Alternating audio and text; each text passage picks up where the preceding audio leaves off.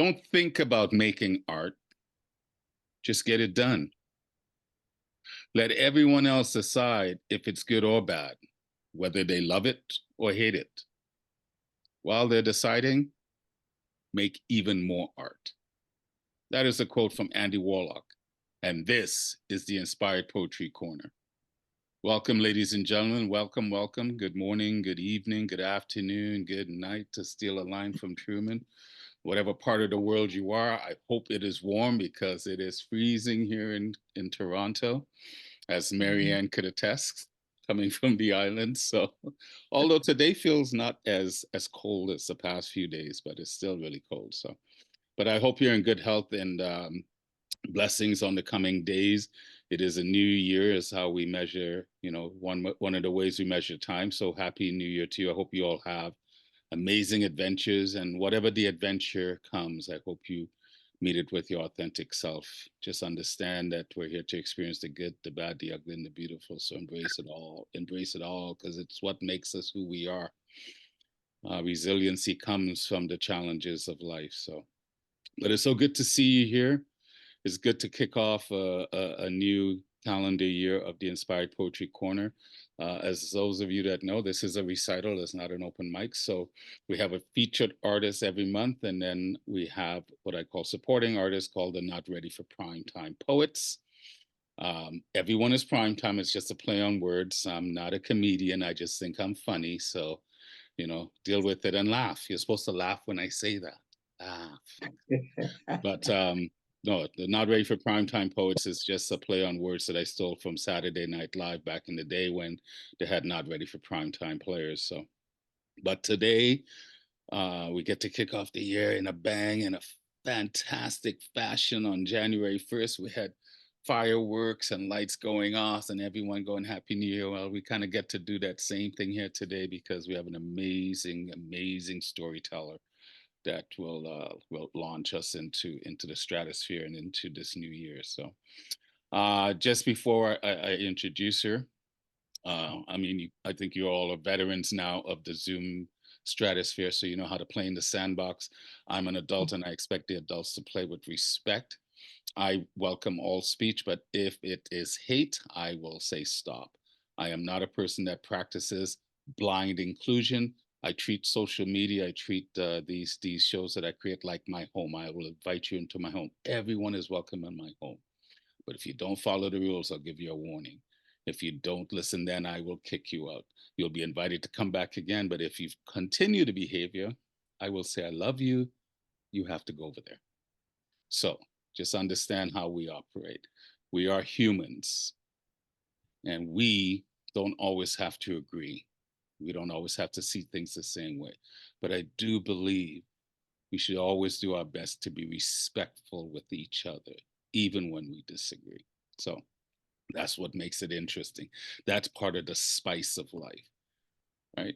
We don't have to agree, but we should be respectful. Why? We are human. The mere fact that we've come together this morning, look at the gathering of humanity this morning from across this globe. Look at the brilliant faces. Look at the light in each face. I see the divine in every eye that I see. Because why? The divine flows in us all. It is all divine. It's all about light and love and everything else. So anyway, that's my Sunday morning sermon to mimic my friend Michael Ingram, who is the preacher of all poets. So yeah, there he is. I know I saw you sneak in here. So anyway, so that's the Inspired Poetry Corner. I say jokingly, it's a Sunday kind of loves to steal from Etta James, but that's what it is. We gather on a Sunday morning on the third Sundays of every month to share, to storytell, to highlight someone that we believe is worthy of being highlighted. We're all worthy, but every so often it's good to stop and sit back and just take in the brilliance of one of our own. And when I say one of our own, storyteller, poet, wordsmith, whatever word you want to use. Like Andy Warlock said, just make art. And that's what we do. We make art with our words and other things. And I think it's important to write poetry, but it's just as important to recite it, for us to hear it, see the person expressing their love of words and their love of storytelling. So having said that, It is my great honor to read the bio of this brilliant storyteller. I came across, I can't remember exactly if it was a Clive show or not, but Genevieve is a UK artist from Bedfordshire, England. She's worked in performing arts for over 15 years and has directed, performed, and written plays in London. She moved into the world of poetry and spoken word art over the pandemic as part of her healing process and the journey to better understanding her own neurology. She has taught poetry, performance, and career skills to people across the UK. In 2023, she performed for Quintessential Poetry Show, Michael Ingram show that I just mentioned, Poets of the East, our good friend Richard Spizek, Gloucester Poetry Society, Souls of Gold, and 5 book launches. She's also a reviewer. She does a multitude of things, and during the interview process, hopefully we'll get to know a little bit more about her. But she's a brilliant storyteller. I love the way she writes and how she presents her stuff. So I will shut up and give her as much time. But ladies and gentlemen, I invite you to unmute for a second and give her a roaring, big, big inspired poetry hug and clap. Ladies and gentlemen, I present Genevieve. Really much so hard. Welcome. Hi everybody, can you hear me clearly there, Houston and everyone else? Thank you. Happy 2024. We are here, we are celebrating. I want to do a quick little thing to warm up my throat. I'm sure all of you are probably warming up generally. You probably know this little bit of tune, and then I'll get straight into the work. This little light of mine, I want to let it shine. This little light of mine, I'm gonna let it shine. This little light of mine, I'm gonna let it shine. Let it shine, let it shine, let it shine. I can hear the reverb, so I know exactly where I am vocally, so I'll play with it.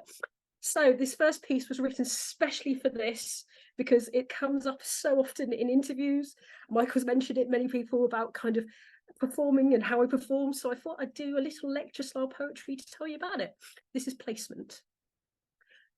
A strange challenge to describe in terms methodological, mechanical, as close to experience as lifting a tool onto a surface, or find a snatch breath in the patter song chorus yet. This is the exacting science. Recitation, my growing expertise, the often requested party trick. A year ago I would have told you. It's good old sight reading. Prima vista, the art of performing a piece you've never previously seen. But now, aged by one more year, I disagree with my old examinations. A sight reading is an audition technique. It cuts your wheat from your chaff. It shows a body and soul in readiness to make mistakes, to create great art, as Rawley says, to play in space, to be responsive, to be wrong, and wrong again. But this, it's more to it than that. It's knowing the bars like old friends, but yet realizing you don't actually know their wives' names. Being ready to alter on a moment, to hold and accept the internal resistance. It is placement. To lift to your head voice, or below to the depths of the underworld. To know the work was created with passion and thus must be held with the same care, lifted on with the eyes and putting the P's in precision. Slowly it stops being a martial art, a way to protect yourself. It becomes a game of trying to be your last performance sprint. Placement, our work has arias and mysticism. Finding the work on rereading, a little naughty pleasure for all of you to remember how special you are and your art as you become your own playwright and your own director. And that's piece number one. I will keep an eye on time, but Rawley, do call me. So We talk about Sundays here. I will tell you, on weekends, I am an extremely lazy poet. I am very much the kind of artist who would have fitted quite well in those kind of Parisian cafes, getting kicked out by midnight. So this piece is all about that. It's called The Muse Will Not Lift. Sunday will begin, whence this poem ends. Lavender hypnosis is drawn in by torrent rain. Its song to the pavement both woke her and cradled her in equal rhythmic comfort, counting hour changes. The over-enthusiastic rectangle that has become our alarm, our calendar, our letters, our measures, our demon, maybe even our Bible. It hummed every hour on the dot, with partners from various continents resuming project making. Her ASD-addled mind craved order. The muse shall not awaken. Her curls are filled delicious daydreams, a heartbeat that pulses for one while she recounts her shopping list. The muse will not rouse yet. She is a day ahead mentally, open the file boxes of her emails, aware of a busy week ahead. The muse turns slowly. The crumpled curls have become diagonal. Mental health work has taught her nothing worthwhile is ever rushed. Panic is for the unprepared. Her hands still smart from a childhood of being told to slow down. Sunday is open to her. Sunday can now begin. And that was piece 2. This was also written specifically for today. I think the beauty in Inspired Poetry Corner is how much we talk about joining us together in the piece, and yet we live in a world right now where peace is becoming a bit of a fraught discussion. So I thought I'd write for this. I did check with everyone it would be okay, but this is all about how do we come together as a people. Peace and quality. I wonder on peace. I wonder at peace. Is it a freedom awarded to me by the grace of where I stand, by the honour of my land, by the patience of my parents? It is held to the highest reckoning, an esoteric image. For some, the smell of dew, soft yet earthy, from the rains departed by sunlight and morning. The rustic feel of their oven top, burning and crackling fat, turning a translucent egg to winter white and golden, as excitable family wake hungry for Saturday. It is in long memory and seconds of forgetting to rummage for cold nickel keys and beckon a partner to command forth the image left at the bottom of a trouser leg. I ask myself regularly about the dangers of loss.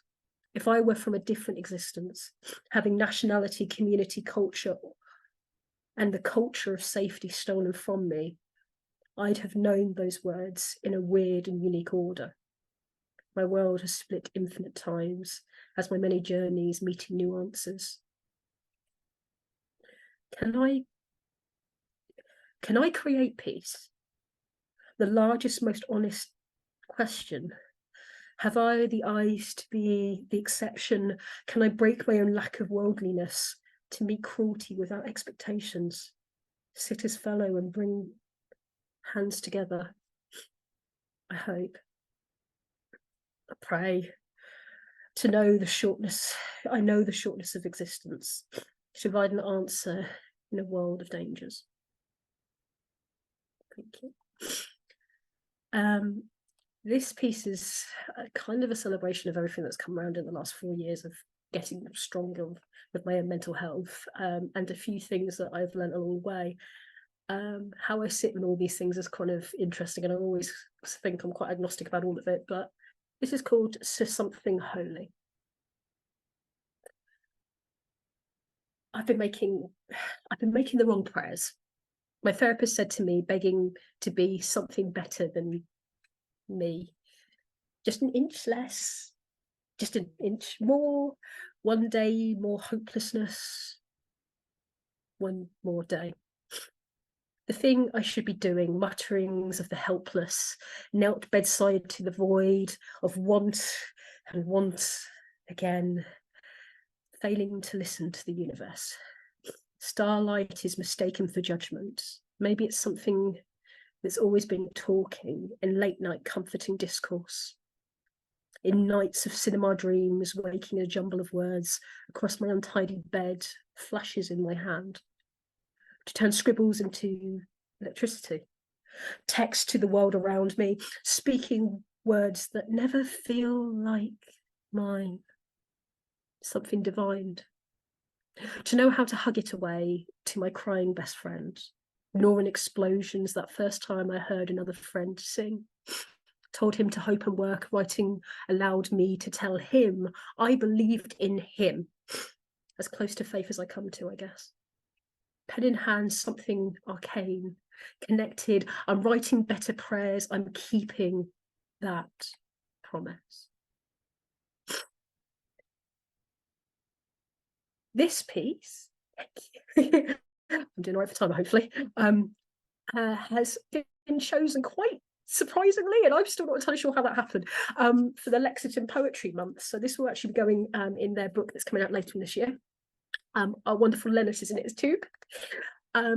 I forgot I wrote this, which makes it even more funny, but it talks to the fact of how music, poetry, writing and peoplehood is universal, regardless if you are above the earth or under the sea.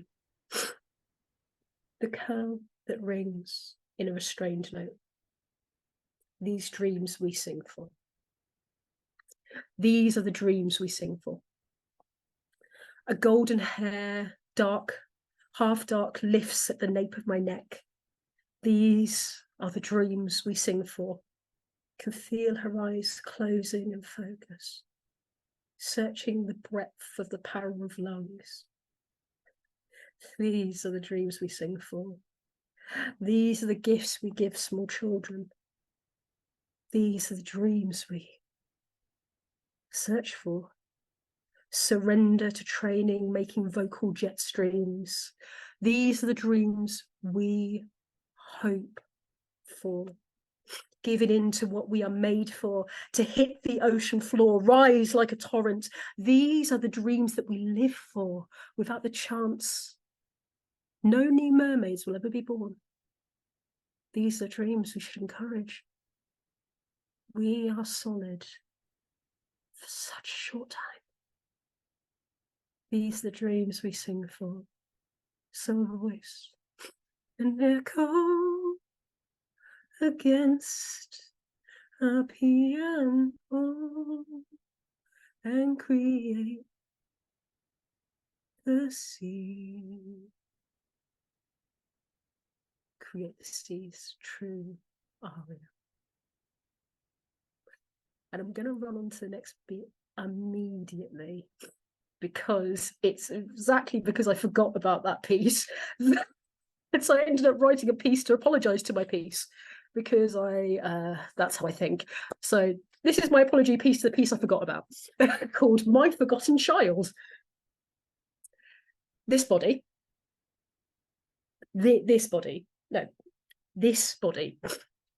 has never given new life to the hands of creation. It has never held in the vastness of that unique love. This body has created the career starts of a fledgling army. Students, services, mentorships, and memories, releasing hope as a promise. This body,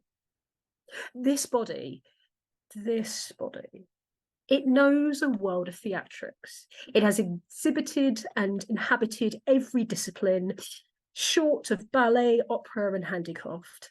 Surrender to imagination, the muses, sisters of my expansion. This body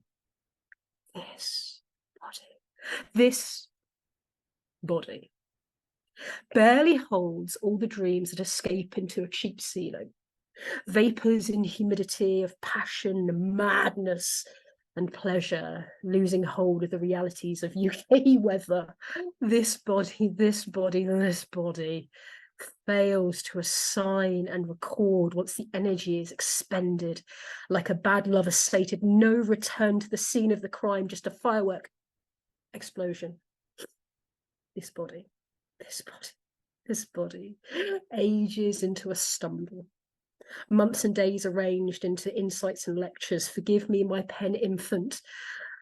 I have returned to you after a body's work, a body's worth of silence. And this was the last of the ones I set up, and I'll see how I'm going. Raindrop Stars, that's for a very dear friend of ours, Charlotte, who is always the most supportive person in the entire world. Charlotte's Falconbridge. She's one of the first people to always like support anything I do. I adore her. So because I know this is one of her favourites, I've put this one out. It's called Raindrop Stars. The orange moon faded by 5:30, hanging lower than a light bulb, taunting snowfall. Trip camera lens, phone case, too cold to hold on to the application, shuddering shutters. So in finality, a failed framing brought condensation to connectivity. It's all sky, falling water, sun rays, cold oxygen. A universe created by mistake.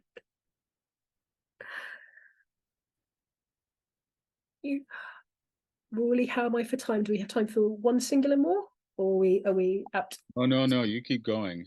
Okay, you call time. I think I speak for myself and the esteemed gathering. They would love to hear more. So do at least 3 more, as far as I'm concerned.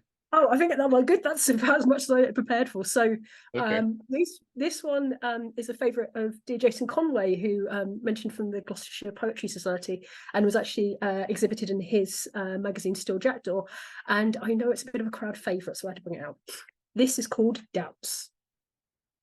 The darkening of winter whispers into the ear of harvest children, and I am consumed with the spectre of doubt.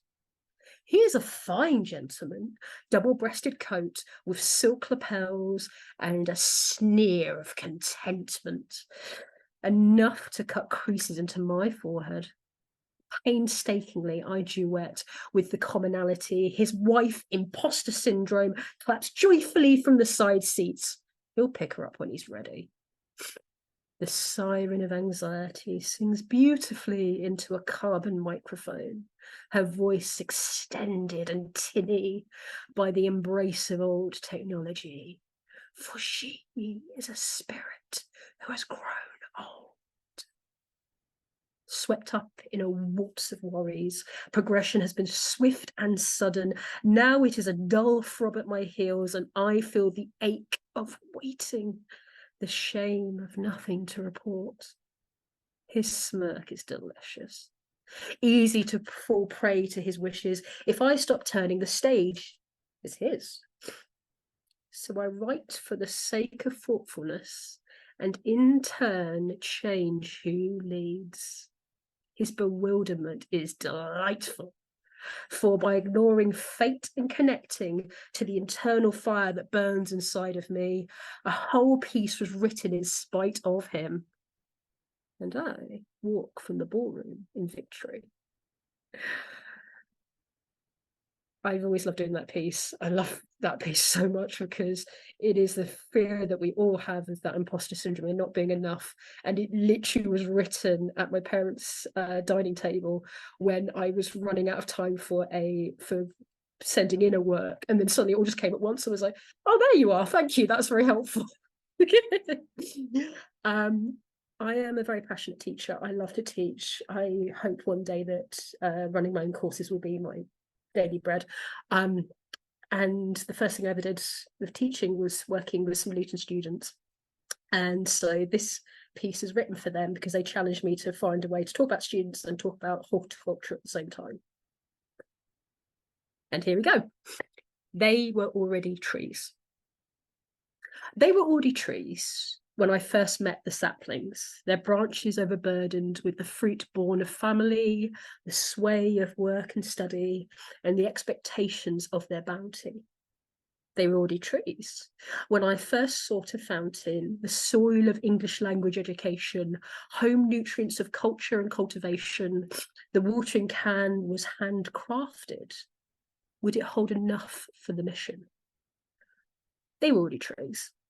And a good gardener listens. Watch the natural bend in the branches, forage only for reoccurring fruits, the nuts, the seeds, the blossoms, learning each type, each rhythm. They were already trees. So thus, nurture must follow them. Conscious that each may spread the canopy, do the best not to let one shoot be overshadowed by another shoot. They have overtook me, and now they are a forest. And thus, it makes sense to finalize on this one, which is, what does it feel like to be in the magic of creation? For me, it's a bit like a witch's spell. So this is Witch's Hour.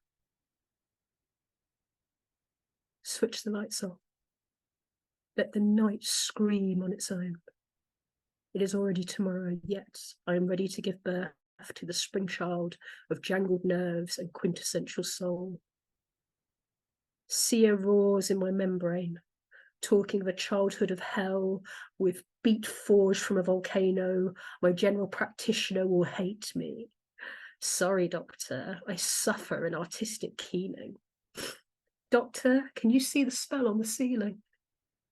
The piano music turning indigo patterning, the sigh of the walls that are breathing. Will pills save or damn me? Will the silent seizure eat the rest of the night? At 7, I'm awake into some sort of ordinary. Rested, shameless, or confused, regaining some remnant of reality. The magic is fading into the floorboards. Until the next time we meet. And that's all she wrote. Thank you. Well, talk about a Sunday kind of love.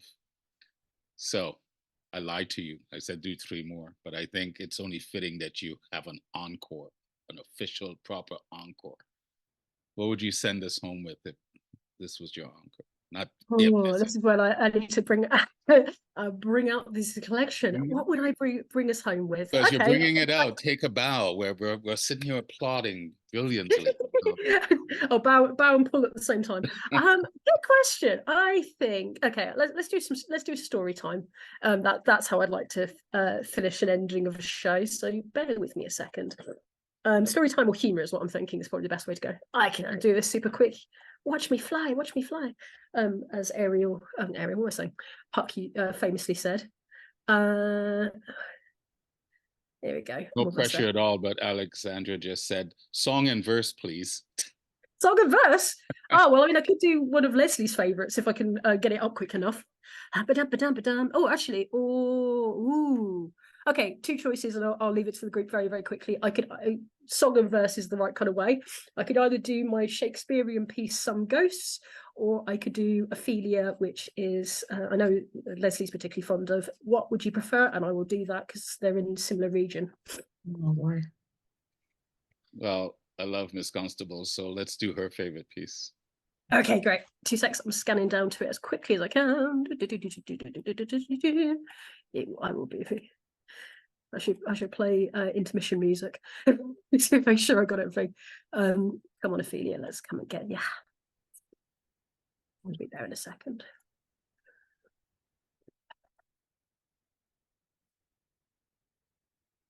I always do this. Aha, I got it. Okay, well, famously, there's a party trick to this. So if I've got time, I'll do the party trick, if that's all right. Which is that there's a really fast version and a much slower version. Shall I do that? If we are, then I'm ready to go. So Ophelia, which is famously read twice, which is all about if our dear Ophelia decided to go into the woods, did nothing of any harm to herself, and instead became a fairy, Ophelia. Ophelia sits in a garden of corn. She's picking up weeds for a heart to adorn. She's given up distance. She's given up space. In the primrose of her tomorrow, she's losing the race. She's surrounded by pink flowers. She doesn't know their name. She wants to dip her feet in the river of her shame, but as much as she's lonely, as much as she's alone, she's singing to the insects. She's talking to the stones. The woods are growing over her, building roots from her soul.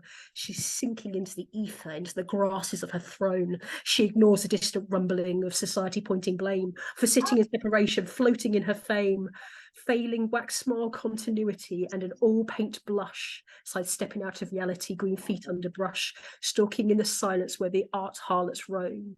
She's building a daisy chained fortress. This is her tomb. This is her home. And I imagine you're saying, whoa, that was way too quick. That's because this was originally written as a rap. Now I will do the poetic version of it so you can hear everything. Ophelia. Ophelia sits in a garden of corn. She's picking up weeds for her heart to adorn. She's given up distance. She's given up space. In the primrose of her tomorrows, she's losing the race. She's surrounded by pink flowers. She doesn't know their name. She wants to dip her feet in the river of her shame. But as much as she is lonely, as much as she's alone, she's singing to the insects, she's talking to the stones, the woods are growing over her, building roots from her soul. She's sinking into the ether, into the grasses of her throne. She ignores the distant rumbling of society pointing blame for sitting in separation, floating in her fame, failing wax small continuity and oil paint blush, sidestepping out of reality, green feet under brush, stalking in the silence where the art harlots roam. She's building a daisy chain fortress. This is her tomb. This is her home. Oh, fantastic. Beautiful. It was simply brilliant. That's a brilliant encore. And, Mm-hmm. you know, we say a Sunday morning kind of love. And, you know, I love the fact you're almost like a comedian in reverse. You give us not just poetry, but you give us a theatrical performance that invites us to listen differently, to think of things differently, like a comedian does. They may make fun of things, but it's really an invitation sometimes to look at the absurdity of the things that we supposedly hold dear, or the things that really aren't all that serious. So, and for me, I get the same feeling from listening to you. Right? I felt like I just, you know, put on my best three-piece suit. Yeah, three-piece suit was a thing back in the day. Right? And I went out for a nice dinner, and now I'm at the theater and I'm being completely entertained. How do you feel after you give such a performance?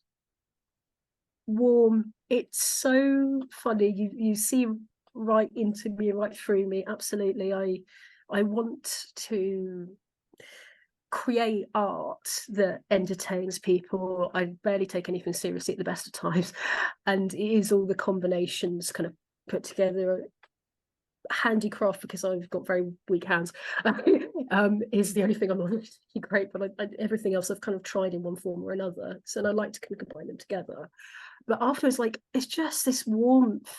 I think deep inside of me was a very lonely little girl who only wanted people to play with her. And the more I've made the world a stage, the more I feel like I can invite people into the sandbox. Like, come on, giggle at that thing, and just my heart's beating like crazy, as it always does.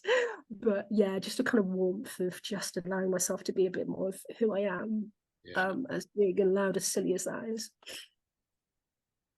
There was a great racehorse back in the 70s called Secretariat. And when Secretariat passed, everyone wanted to know why this horse was just so amazing. And when they pull out his heart was, you know, bigger than the other horses and pumped more blood and so forth. And it's like when you said that your heart's beating so fast, to me, it's the same thing with you. It's like your heart is just so big. It has to vibrate at a different level, because like what you just did, and I've seen you do this before, is just brilliant. And it's funny, this morning I had a different quote, and I trusted spirit, and I go, I don't know if I'm feeling what I have. And I went and found that one by Picasso, and I thought, make art. Who cares what they think? Just keep making art. And while they're sitting around deciding whether they like it or not, keep making more art. And that's what you do. It's like, I just love it. So you talk about this scared little girl, and how in your bio you used the Zoom rooms as part of your healing therapy. So what did you learn from the Zoom room? Because I love the line, Sunday will begin once the poem ends. So what have you learned from being in the Zoom room? About your mental health, about yourself, about community? Definitely community. I think that has always been a struggle. As I said, this level of human energy is probably fine for this stage, but it's a lot for a lot of people, and kind of like a regular thing, and it never ends. I have a very dear friend, I won't name her because she'll kill me. It's always like you're always at 1,000,000 miles an hour. So I felt like I meet people across the world, and that is the bit that I struggle to get through to my sort of day-to-day families, friends and stuff, is literally worldwide. We are talking worldwide directly right now having this interview, but it's true.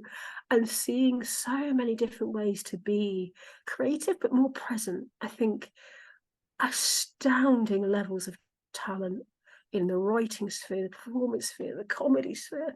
Have you ever seen Clive talk about a penguin? It's those kinds of things. I felt at home with people who are as passionate, and actually as I started to become close to people. So of course you have the Zoom performance, we're all coming with a lot of energy and positivity, but then you start to become friends, you start to get to know each other, and then to see the world of stories in our community, finally, I think really feeling the sense of community hit me like a truck. It really did, and I'm so grateful. It's like a wish I didn't know I needed filling. And how you feel? Because as much as I'm an extrovert in appearance, the older I get, the more I revert back to my introverted energies. And I think I was more of an introvert when I was a kid, but life forced me to be an extrovert. And as much as I love sports, and I had a great community during the time I played sports, but it never really stuck. There's one person from my high school football days that I keep in touch with. But I know what you mean about the poetry community. And I stumbled across it as well. And Alexandra is someone that opened it up to me. I had no idea this existed, although I ran an open mic show for a number of years in the flesh, but I didn't know this existed. So it's amazing when you say that. But I can just see the joy in you in that. So, I'll ask a question that may seem obvious, but how did it affect your mental health? Because you said you're using this as part of your therapy. So it let me reflect on a lot of things. I think having the support, having the community, but also, and it's going to sound really strange, but I did not realize how much of myself I was locking away from the world, like truly. And it's still true. Like I'm still a very introverted person in many ways. But I'd have people read my work when I start sharing it online and performing it and doing bits and pieces, and they'll go, "Who's this?" And I went, "She's been here all the entire time," but I hadn't realised because I never thought it was appropriate or effective. So it's opened me up to presenting a part of myself that was always there, always creating endlessly as a child, but I hadn't realised I felt. It's not even imposter syndrome, even though Doubts is all about that. It was more kind of like a fear of being too bright, being too much here, and always wanting to sidestep and make space for the people, because I of course I'm the loud one, the busy one, I'm the overexcitable one. And even in this last year, I hear myself argue with that voice and go, "No, you're not," or "Actually, just scan back over, this event, and you met this person, and you traveled just for this," and you suddenly realize that you can't escape yourself. So you might as well embrace yourself, which I know it sounds like a really obvious thing, but truly something I just did not do. And it's still not a working thing. It's like bringing that energy out to the everyday world, but it's been a humongous footstep on that road. It is an obvious thing, but it isn't. I mean, and it's like being lost. So I always tell people, a lot of people are looking to be found. Well, the only way you can be found is if you're lost. So there's a value to being lost. You have to learn. You have to learn. And introverted and extrovert energies, I think, is something everyone should really understand, because a lot of people assume introverts have nothing to say because they're very quiet. No, they have lots to say. They just aren't as vocal about it, and sometimes want to play small, but yet extroverts want to play big, but yet they're small inside because a lot of it is insecurity based. So um, I'm not sure if you're familiar with Marianne Williamson's poem Deepest Fear, and she talks about it. It's not the dark that we fear, it's our light that we fear most, that we can be big and brilliant and gorgeous. And so when I hear you recite that poem comes to mind, because it reminds me of that. I'm watching a person now that's truly embracing her light and her gifts, and she's sharing it with the world because of the lessons you've learned, right? So what was childhood like for you? I mean, I say this regularly. I know my parents are going to watch this back later, so um, I have an incredible family. I mean that not just because I'm on camera, but literally, like, I have such incredibly supportive parents. And when I say supportive, you can have multiple versions of supportive. It can be attend all the football games, but they encourage me. They ask me questions. They want to know, why have I not submitted to this, and what's going with that, and to make sure that's fair. And they would make amazing executive managers for me. They'd probably manage more of my life. My sister is so sweet. We are only like 2 years between us. Incredible mum, incredible wife, incredible thing. She's always been on my side as well, and so I'm being very lucky on the family side, but not, as like all people find, not easy. I wasn't raised in an area, I'm not going to go into this too much, where I was always embraced, let's call it that, and leave it there. And I found some parts of schooling very difficult. And I do worry about this, actually. My art has always been something. I'd always be able to jump on and perform this. I wasn't scared, that whole sight reading thing. Okay, well, I'm going to be wrong. The director will correct me. And so whenever that happened, spotlight. And I'm going to share a little story because it'll make you laugh. And it's also a very good example of what I mean. I didn't think people cared that much, in truth. I wasn't trying to be invisible by any stretch of imagination. I don't think I could have pulled that off with how fast I talk and how much I gesticulate, even if I wanted to, and among the many other things. But allowing myself to be present. There was once a talent show when I was must be like year 10, and I was singing, and I was after a year 11 group, and the year 11 group wanted to do a pretty much full-on production of Phantom of the Opera, Missing the Boat, and a few candlesticks, but they went quite hard for it for just this audition presented in front of the house. And they asked me to keep an eye on the smoke machine, and I did. And then I noticed this thing was starting to backfire, so it wasn't just flying forwards to give them all the smoke and the fanciness, it was heading towards me, and I was like, oh god. I'm suffering with it.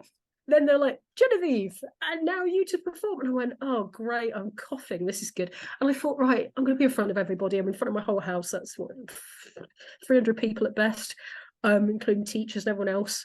Embrace it. And I did. And I walked right through the thing. And I was like, and they went, Genevieve, and I went, I'm telling you guys, you do not want to be back there when that thing's gassing you. And I didn't think about it. I was so relaxed, I guess, because in a sense I made myself laugh before getting on stage. But then I suddenly heard this roar of laughter because that many people looking upwards, and I was like, well, I've already got them. Okay, let's go. And then I performed. And I always remember that whenever things have gone wrong on stage and stuff, I'm like, okay, well, I can fix this. This is what I know.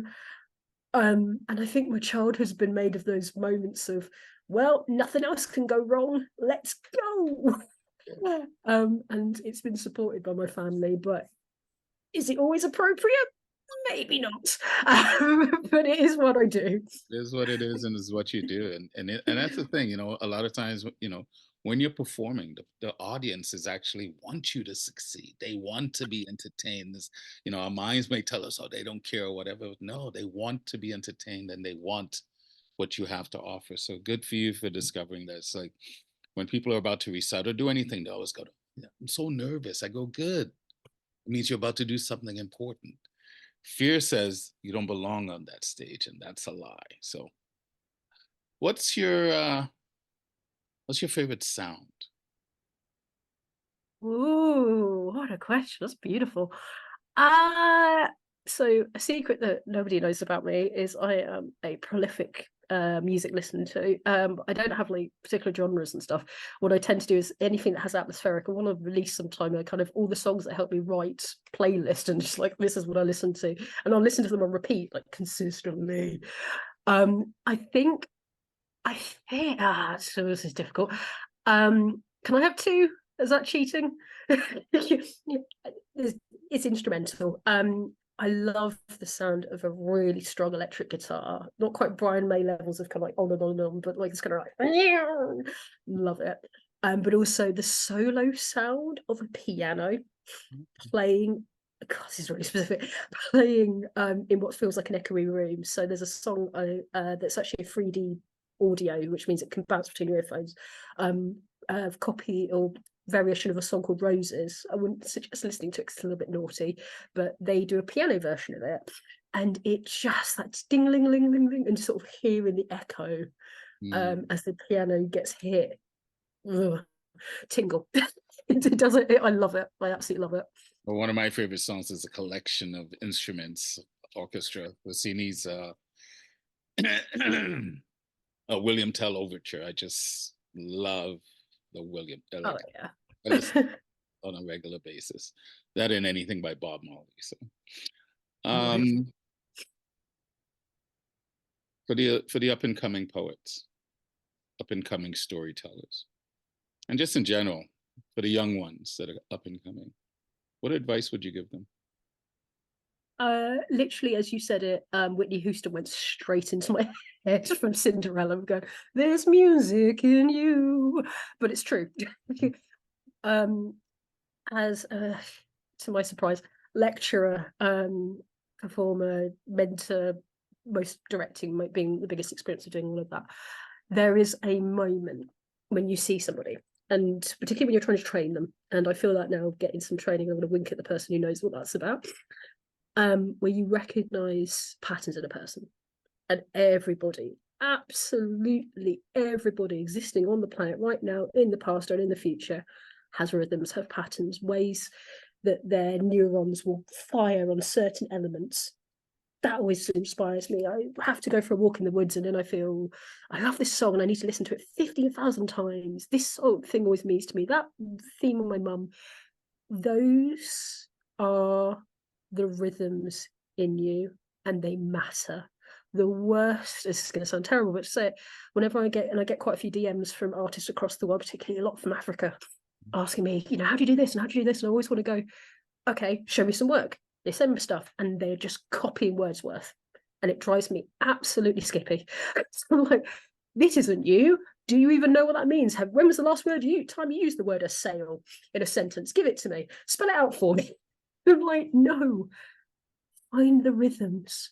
For me, and Ophelia is actually a good example of that. She is a final piece. I love to crash together all my influences. I have English heritage, African heritage. I've got German, I've got Lithuanian in here. There's a lot of mixing up in here. And I want to express all of them. I wish I spoke all the languages of my grandparents. Anyone who can write in multiple languages, you are a hero. And I include BSL in that, and ASL and stuff, any other form of language. It's an incredible talent that's often undermined because English language or nothing. And that, the terms, the slangs, the colloquialisms, the music, what inspires you, because at the end of the day, no one else in the world has put that combination, spat out something that is art. Yeah. And until that is embraced, it won't be you. Mm-hmm. And for me, once you're in that space, recognize your patterns that you can rely on, then you get the fun stuff and you really start to get to play. But as a great teacher has said to me very recently, know the rules, really learn them, really understand them, and you can break them. Right. And that's that. Well, whoever you mentor or the young ones that you teach, they're blessed to have you in their lives. I love the way you think, and you're very cerebral, but yet very dramatic. You're well-rounded. I think you're well-rounded, and I think that's one of the reasons that we all love you so much. You're well-rounded.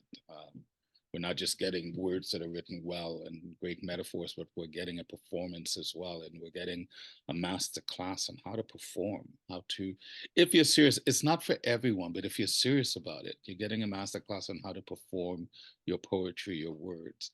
And I think this is one of the reasons slams have become so popular over the years, because you get to see the performance of it. And we just got to experience our version of it this Sunday morning. So, last question, because I could talk to you forever. Same, mate. If God does exist, and as you approach the pearly gates, what would you want her to say to you? Oh, say to me, okay, because I was about to say to him or them, really, thank you. But you tried your best, and that means so much more than you think it does. I noticed, I know when you slapped yourself down, particularly mean to yourself, I heard all of it.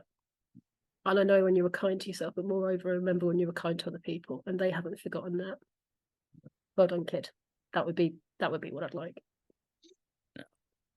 I always tell my niece, who's very much a Christian, I said, does it make sense to you that God is trying to prove to us how powerful God is? Or is God trying to show us how powerfully we were made? And I believe we were powerfully made, because God already knows how powerful God is. Do we know how powerful we are? So, you, to steal a line from my friend Elemental, you're a storm goddess. You're a force of nature. You are a force of nature. I hope those that are open and the world gets a chance to sample you before their last breath, because you're beyond a breath of fresh air. You are the air that we stand on. And so I'm so honored this morning that we could feature you, and that you I trust Spirit Instincts to have you kick us off this year. It was such a blessing. Ladies and gentlemen, I present to you Genevieve Ray. Please unmute. There's tons of comment in there, but please unmute and show her some big love. Give her a big hug, a big kiss. Let her know how amazing she was. Because you were. You are. Blessings. Brava, brava, brava. Absolutely Bravo. beautiful. Amazing. Wow. Very, very amazing. I literally have God as Enchanté. yeah. Is this for the world? Yes. I literally have God. Enchanté, madame. Enchanté. Merci, merci. Take the bows. Take it in. Take Take it in. I would love to, but I won't bash my head on my laptop.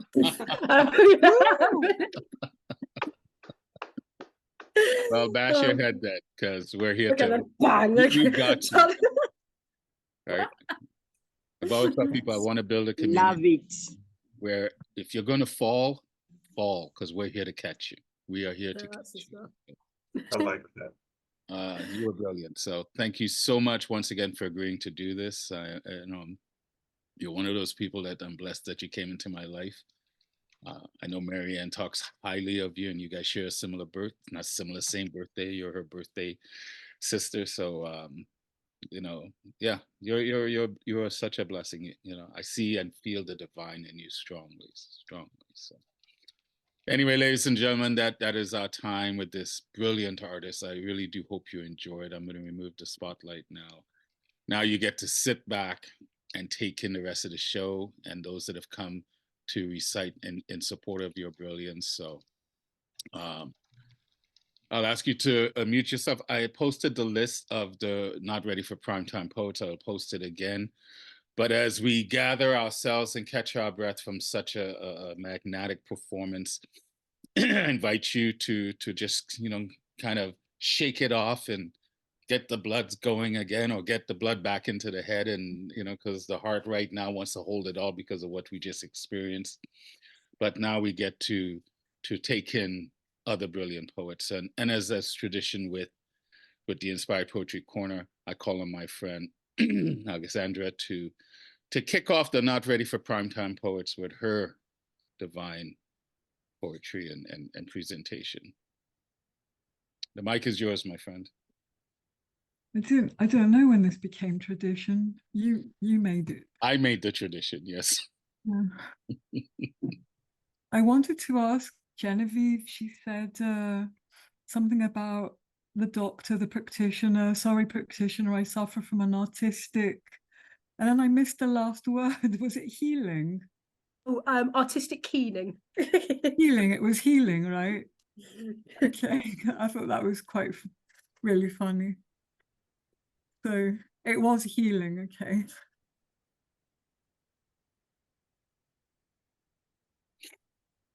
Okay, this is, sorry,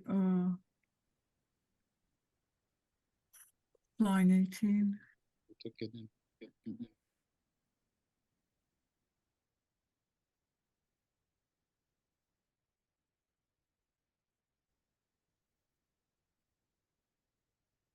I don't want an indiscernible pathway. I want a trailblazing pathway. Traversing Margaritic satellites, Hyperion heliospheres, phosphorescent vortexes, multidimensional multiverses. How will I summon all this eusychia? Retrogressing in the tempest of constellations and Erebus chasms of earthly martyrdom. Heroically venturing up the highest battlements in the adamantine battle of our weak intellect. Sensing the wafts of mysterious entities like fervent prophets in the solitary wild. Grabbing onto the roots of our polygenistic syncretic advance into unexplored firmaments. With only our arousal, our humble inspiritment towards this spiraling, fire-bearing torch relay, this psyche momentum upwards. Extending the borderlines, spreading our alchemist idealism, our vitalized thought forms onto boundless beaches and breezes, where monism synchronically diffuses, where dualism conjointly interfuses. Lunar bodies singing a paean to our initiations, leading into hegemonic arity, moon echo after moon echo. I don't want fallacious ontologies, I want forthright ontologies. Extending across entropic abysses, fanatical proselytisms, compatibilist free will, morphic fields. How will I catalyze all this noesis? Roaming in the unpurged lands of mass dogmatic crises. Totalitarian fossilized idealization of spiritual plunder, replaced by collective transfiguration of the new race. Conflicting forces of complex personalities, overlapping with developing perceptions from infancy to liberation. Psychic hearts budding in akashic fields, fusing phenomenon with noumenon. Neophyte eaglets zealously ascending with dithyrambic cries through sensory and extrasensory soaring. Conquering the peaks of both limited logical and unlimited illogical, refusing to be enslaved by the temporary and tragic tensity between somatus and our somatus. Heliacal bodies catheterizing the union of embodiment and emanation, uplifting our lament from the brink of ataxia, sun cascade after sun cascade. I don't want obscure awakenings, I want compelling awakenings. Charioteering, intuitional journeys, eulogized prophecies, teleological ethics, perfected laws. How will I receive all this anthroposophy? Swirling in the time cyclones of involutionary and evolutionary forces, dismissing the noise of our tumultuous passions, our coarse footsteps, our swamped senses, ascetically regulating instincts and insights, disorientations and reorientations, grand rhythms of change, spurting flames of freedom within imprisoned, dense, false self, spreading vaporous sparkles within dynamic, purposeful, true self, aligning the head and basic centers to subtler bodies, evading the snare of materialism and unslaked selfishness for mystic kindled values, primordial karma of imperfect duplexity, developing metamorphic urge of sublime synergism, the gifts of well-balanced pneuma and form, auric bodies leading us along the noble middle way, opening the gates to privileged domains, gold torrent after gold torrent.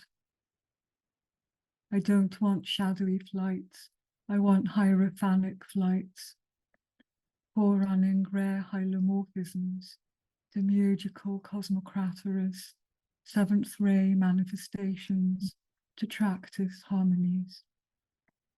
How will I actualize all this in teleky?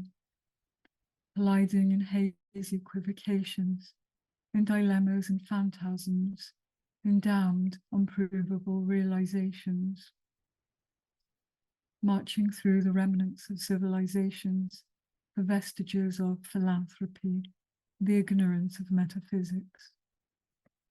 Disheartened beings causing friction and disease, seeking full expression in deific eupnea, surmounting the deluding maelstrom of overwhelming astral uncertainty, sowing and sharing hylo energies of immaculate conception, deontically and ritualistically giving exoteric schema to esoteric hypostasis, power visioning the magnanimous purpose of our existence, of our frenetic anabasis towards the unfading flare in hope and desperation until our fated transitions, holding our trophy of treasured epimethium. Lucent bodies radiating through the unaltered monad, through the human primal whisper of all, light apex after light apex. We don't want a refracted hyperessence, we want an authentic hyperessence. Spinning sibylline voices, logoic plans, luminous consciousnesses, new age apocalypses. How will we ever enter all this hyper-Iranian? Thank you. Brilliant, as always. Not just soothing and meditative, but the depth of your work, the insight that's coming through, and the invitation to our humanity to embrace our knowledge and ignorance in a different way. It's just coming through so loudly, at least in my ear and my mind, from your work. And I've had the opportunity to talk with you now a number of times, so maybe I'm starting to understand how your brain works. I'm not sure. All I know is I love how your brain works. So you're brilliant, another brilliant artist. So thank you for being here. And yes, I did make it a tradition, but I think it's fitting after having such a powerful performance by a feature that we start the next cycle of poetry with you. So I hope you don't mind, and as long as you're here, I'll continue to do so. So anyway, guys, give it another hand for Alexandra. Alexandra, I keep doing that. I think it's going back to days in Carthage. I don't know why I keep wanting. I'm used to it now. I know you. I know you are. I think you have to visit Alexandria soon. I think so, because I was telling her in one of our conversations, I felt like I lived in that time back in the day when the great tower in the library still stood. So anyway.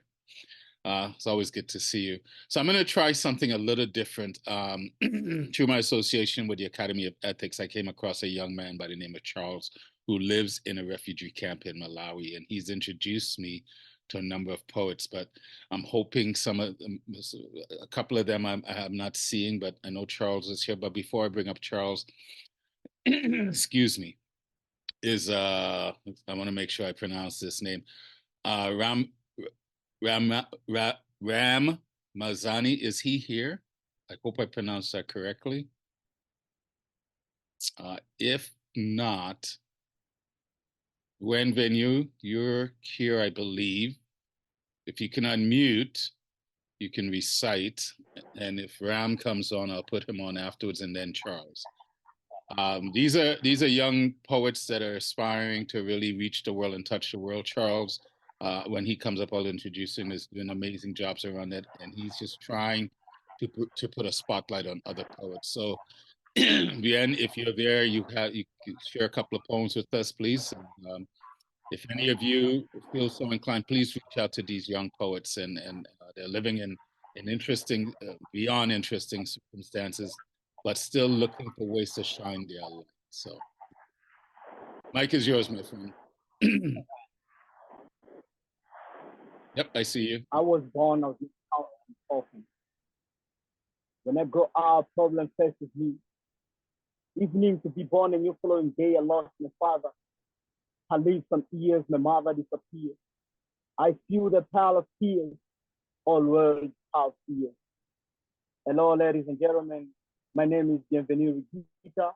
I'm a poet from the Recital camp, but I'm a Congolese by nationality. But sorry for the rain is raining. So I'm going to give you a poem entitled The Recital Camp. Guys, indeed you're going to enjoy it. Here it goes. I ran my mom land for poverty, but I am facing insecurity surrounding me with hunger. We are being given 5,000 for us to eat each 5 months. Can we live or stay? Life is hard and harsh. We are bound together as animals, sleeping in a roofed house, layering bricks for us to buy a cup of tea, broken bucket tea, our thoughts. For telling tips, we pay not living. Golgotha was drunk with Jesus' blood. Zaleka is a gun with invisible bullets. They treat us as lazy blind animals using our faith with business. Human rights are taken from us. Who is a house we never visit to, and heaven have never loved to us, for us to smell a little democracy. Selling tomatoes, we are walking barefoot to potatoes. Our eyes are full of drops. The letters put the storm in our hope, forming a blind kingdom in our heart. It's a barren land with a painful lesson, which reflects in our faces. Our faces are useless as papers in front of money.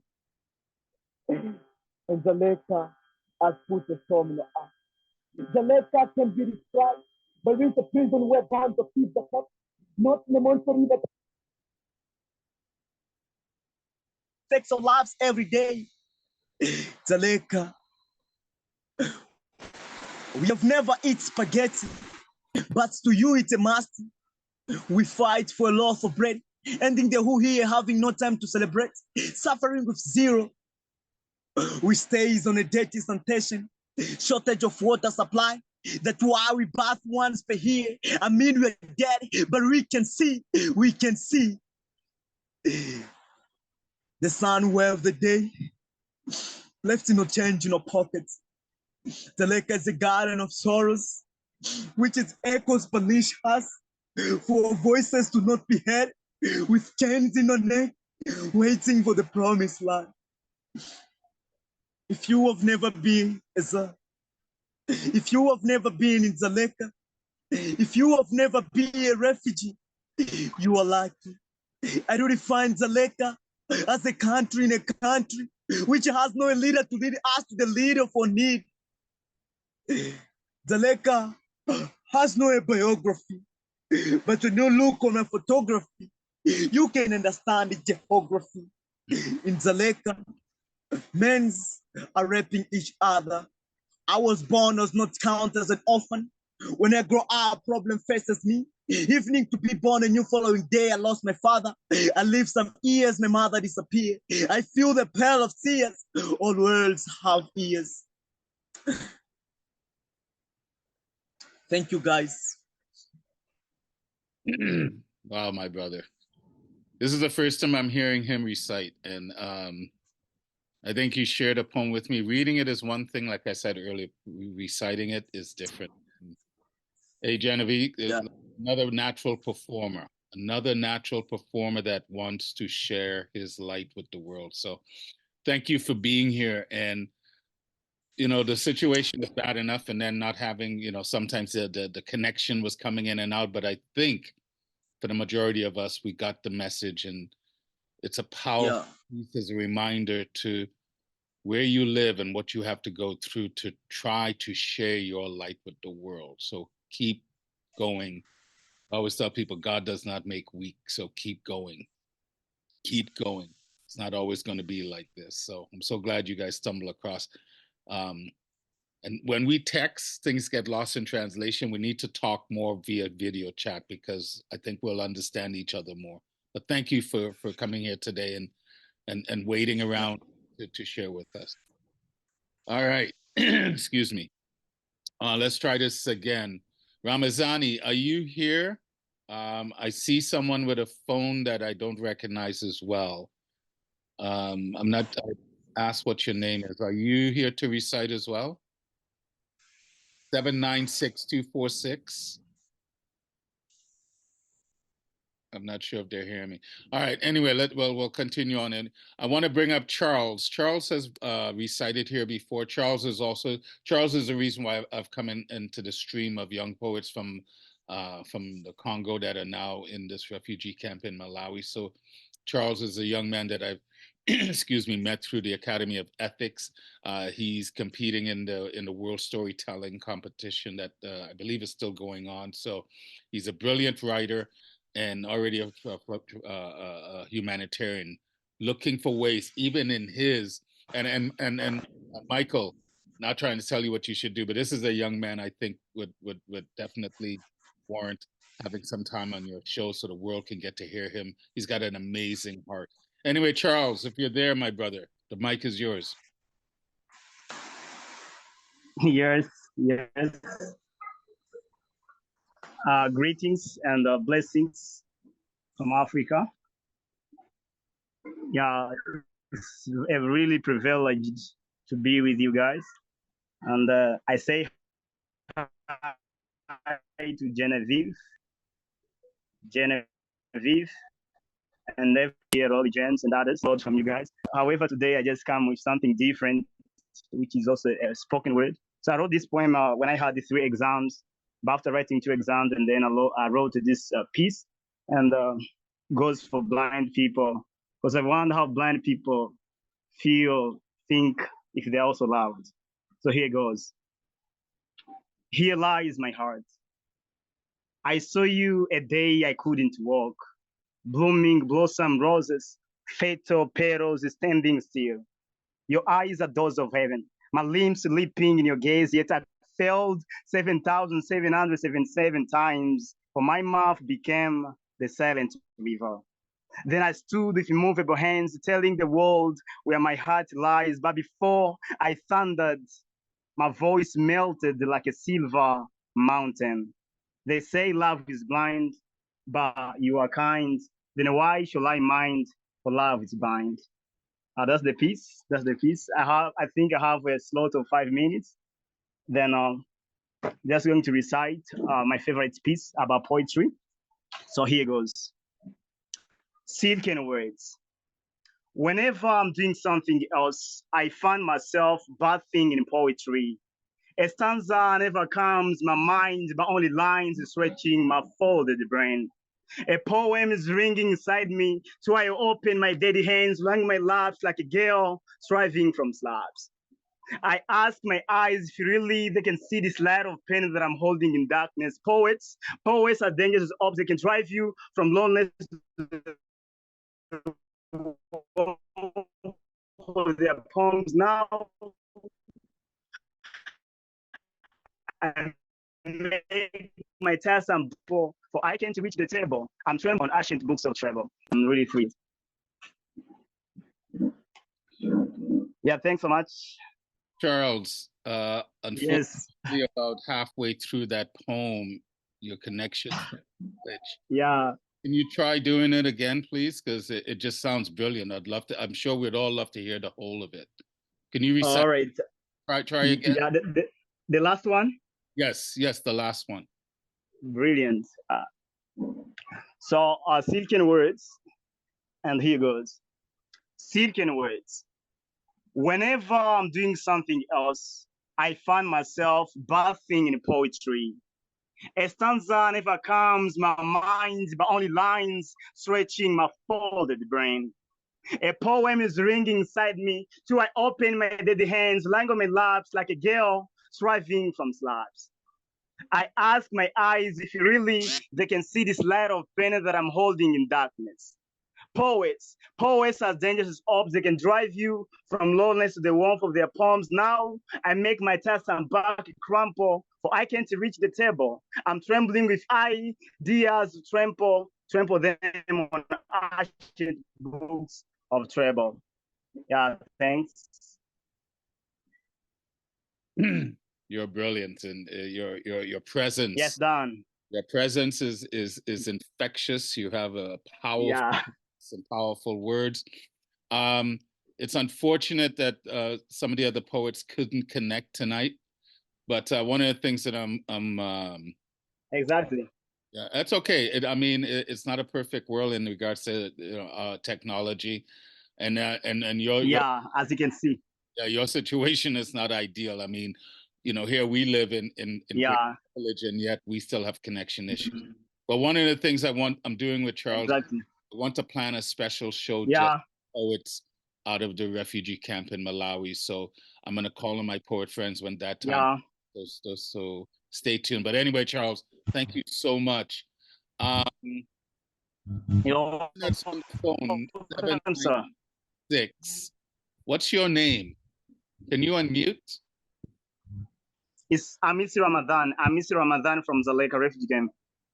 Okay, because I have him down to recite, but I don't know if he knows or if he's hearing us or. Yeah. Okay. Can you, I don't know, I'll have to try to reach out to him. But let's continue on. So from brilliance to brilliance, Isaac, our friend from Israel, you have the mic, my friend.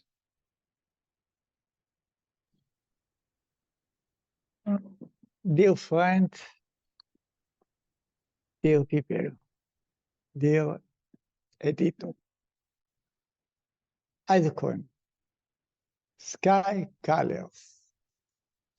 The sky was brushed with pink. If you look, you can see hope for the future. Take something from the child's world, and Mother Earth will be happy. Thank you for wise soul. And the second, because there are the war in Israel, and something is bad. Icon, a simple man. Yesterday, the rocket came to take my soul. Why? I'm a simple man that speaks with the muses. I did no harm. I pick up my eyes to God, and the rocket deflected. God, please secure me. I want only to write poems and smell flowers. And the third, icon, love. Lips speak without words. And the last, last can, wait a minute. Wait a minute. There we go. Wait. This is the new poem of me. Icon, rainbow. The archangel Michael saw people giving charity to a poor boy. One man bought new shoes to a barefoot man. One woman gave a cake to the homeless. He wrapped the given to a dew drop and put it in the sky like a rainbow. You, the man who saw, can imitate the giving, and you will see more rainbows. Thank you, all my friends, and maybe the peace will come soon. Yeah. Thank you. Thank I you. hope so, my friend. Yeah. You're such a gentle soul, and I think we're all just came across through this Zoom universe. Yeah. Maybe next time, I want you to recite. I think one of the beauties of listening to poets whose first tongue is not English is it forces you to really listen. Maybe that's something we should do anyway, to practice empathetic listening and then just fully embrace everything that they have to offer. So I love when you show up, Isaac. Keep showing up. We'll pray for you and all the people in the region Yeah.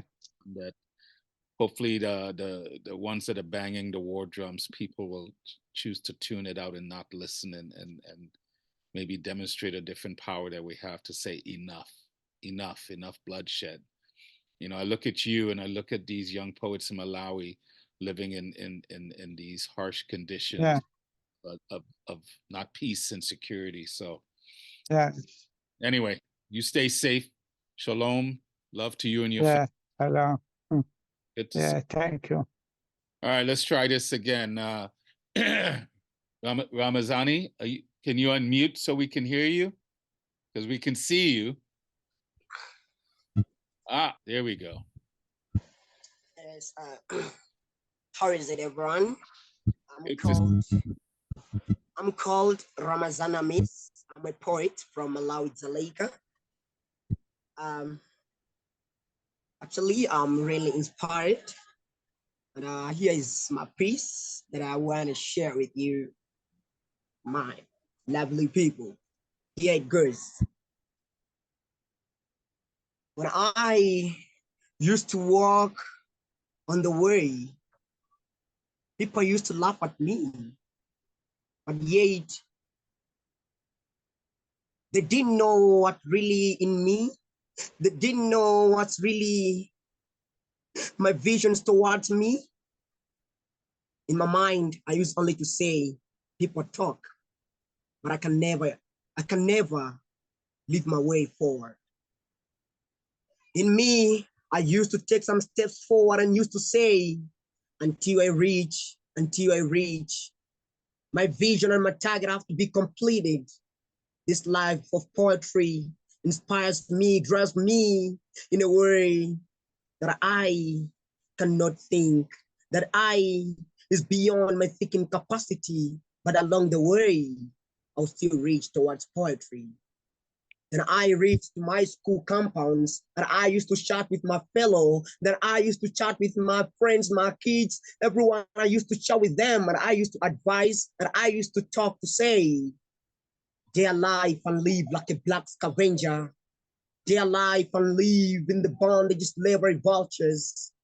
Open your eyes, do not fear, because tomorrow is very near. See, life needs what never told you prepare. It rejects where, never told you where. It replays your new games of justice and fair.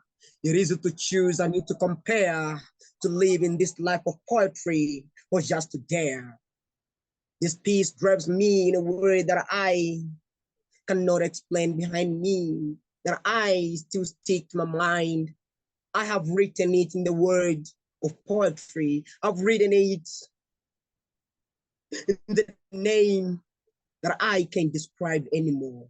Poetry really inspires me. Poetry is my mother. Poetry is my daily life. Thank you very much. Wow, wow, wow, wow. That was more than worth the wait.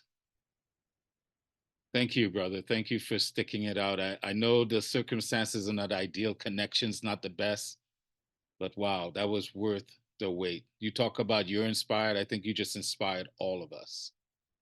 You just inspired all of us with those words. Brilliant. And the performance of it. And the performance of it. You guys have, I'm not going to speak for the other, you have powerful voice, not just in how you write, but how you perform your poetry. Well done. Well done.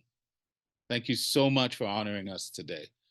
Stay strong, stay alive, because you have greatness, just like Charles and the others, to offer to this world. Your present day circumstance does not have to be your life circumstance. This too will change.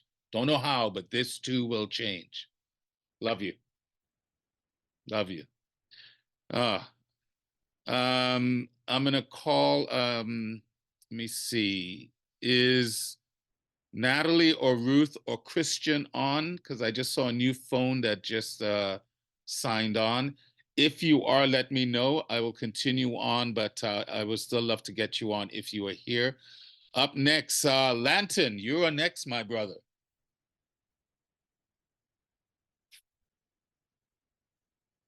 Thank you, my brother.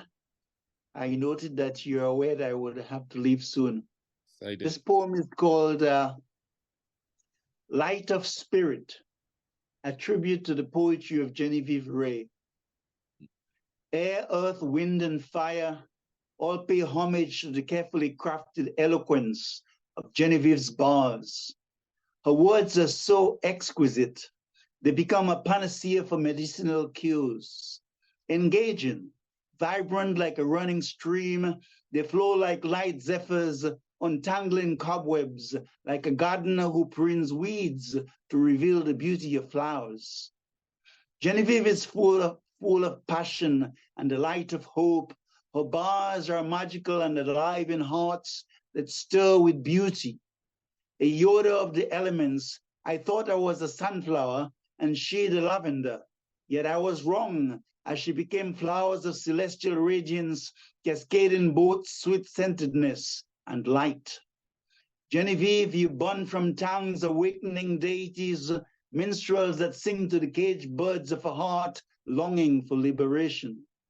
Your deliveries carry your vulnerabilities, charm and sweetness, the spark of flames, kissing and comforting souls, sending fiery psalms even to those who would choke freedoms in secret corporate boards. A vortex of love, you flow like a vibrant river, a drum major in the ghettos of minds and cities, lifting the hope of despairing souls. Carrying like a griot the glorious visions of tomorrow, you encourage the needy and downtrodden, rising like Maya Angelou and unique in oratory and insightful persuasions. When the illustrious dawn awakes, I hear you resonating like the glory of sunrise, the lyrical cadences of nightingales, the songs on your sitar of musical words, evoking solace as they pave the way into the morn, a healer for the uneasy sleep of troubled souls. Strong, deliberate, immaculate, a student of African griots, ancient tales, carrying a lighted lantern, illumining the diaspora of the poetical family with lip gifts of luminosity and promise, woven from the temple of the sun. I see you, a spark of Shakespearean Blake wisdom and vision, a calming fragrance which makes tulips and jasmines blush, cause the purple lotuses and yellow sunflowers to give praise. Cupping the petals as hands folded in reverence, they pay homage to the remedial effects and calligraphy of your bars, scripting their way into the sanctum of loving hearts. You relieve souls, withered leaves scattered by winds in the scorching desert, with the freshness of spring. You are love's conduit, dabbling in the creation of images of beauty to invoke joy. Your tongue is an artist, conveying the integrity of jade, words that bring comfort as red roses do to the paramour. You take sweet mangoes and culinary delectables to the table. Carrying sugar to the souls of poets, you augment the sacred awe of splendor to the breeze, and I know why the cage bird sings. Your bars are a paradox of shimmering beams, sweeping away the darkness of my tempestuous seas, yet a radiant glow beneath coconut palms and sandy beaches, kissing my cheeks while whispering to the lapis lazuli of the vast indigo heavens. O princess of sunshine, gaiety and life, your cadence inspires elders, beating the various rhythms of the djembe, a lyrical call for more blessings on our homeward journey as ancient mariners of light, O Genevieve, maestro of stars, wielding a lightsaber of words, you who remove loneliness and fear while whispering to perennial entities. Come, lantern carrier. Thank you. From the great sage himself, and Genevieve, take it in. Don't turn off if you have to cry. I don't know what to say about you, Lantern. I run out of words.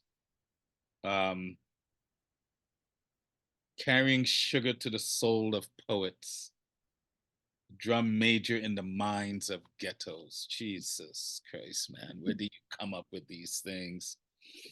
But then again, you are speaking of a brilliant light, as you are yourself, from the mind and the mouth of the sage. Well done, Lantern. Well done. We've spoken for a wee while, so I cover some of the aspects of Africa. She may have noticed some lines. I touched on Africa and some of the customs of Africa in that thing, just for Genevieve's sake, because we spoke in person, and I've known her from Bob Willen's platform as well. Well, yeah. It's a brilliant tribute for a noteworthy artist, and coming from someone like you, I'm sure her heart is bursting right now. So thank you once again, my friend. Thank you for brilliance. Thank you. All right, from brilliance to brilliance, this young man is definitely, I think, coming into his own and feeling it and getting stronger, not just in his writing, but in his reciting. And yeah, just keep going. Anyway, Principe, from brilliance to brilliance, the mic is yours, my brother. The poem is called Birthday Suit. In my birthday suit, I wear my age well. So here in the bed, I shoot you like Cupid with my love arrow, showing the fruitation of our love from above. You offer me light in a photosynthesis of our connection. You give me an erection, so I'm stretching you all out, without a doubt. You show me I show you my scars of the past, so not so far, but in the present. Unaddressed, so I undressed in front of you. You feel the trust enable me so. The love of ours is a touch of heaven. You gave me powers, a slate of loneliness gleaned, converted an introvert to a manly man. You demand greatness at the sight of your eyes, open pores and portals of my heart. The golden arches of your soul glow, so notably. I humbly pray humbly praise the femininity of you. Our love is like rose petals, so heavenly and angelic. May love trinkets fall upon us. In the poem.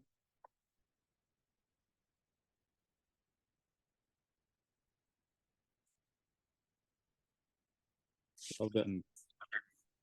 See, you're expanding into many different genres, and I love hearing about sexuality and our lustful nature. So I hope you don't mind me sharing this. This young man has a deep desire to be a writer and to write for some well-reputable organization. So please reach out to him and give him some insight, give him some feedback on his writing, because in the short time I've known him, I don't think it's been a year I've known him, I'm watching him just blossom and becoming more and more confident.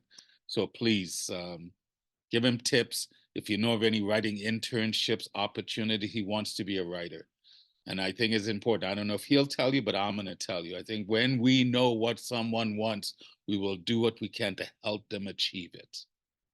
We will do what we can. So if you know anyone that's looking for an intern, or if you want to offer some mentorship, please reach out to him, because he has a burning desire, just like the other poets that I spoke of from Malawi. Anyway, Principe, good to see you again. Thank you so much. All right, from brilliance to brilliance. That's why I keep saying it. Mona, here's another poet that's really feeling it, and not real feeling it for a while now. You go, Mona. Mic is yours.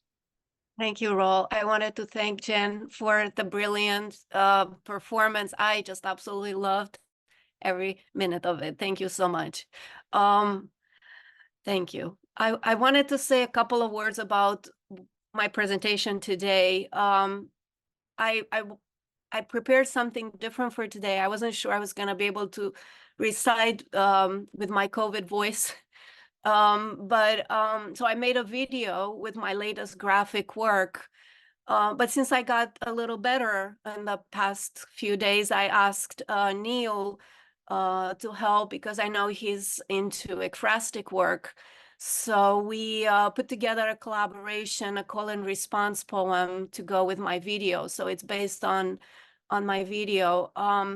I will share the video, but I would like you to stop me if by any reason you cannot hear the sound, so that I can address. Last time I had technical difficulties, so hopefully everything will go smoothly. And I want to thank Neil for working with me on this one. It was a pleasure, really. Okay, so I'm gonna share my screen now.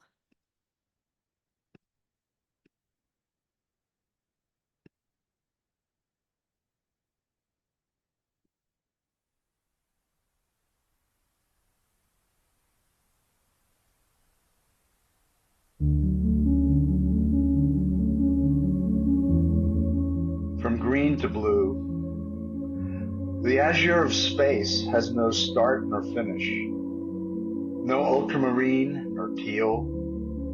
In the blue of space, sea meets sky. Blue be the color that is home.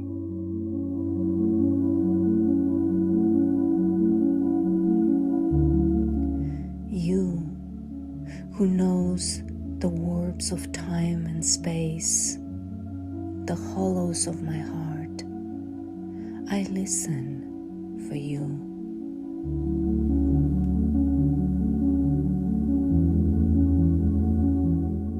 I keep the square of my distance. I am but a hum upon the solar wind, morphing into cloud and cold, shape-shifting origami you cannot fathom. Green across galaxies in this interstellar journey of eclipses and twists of fate, the light bends.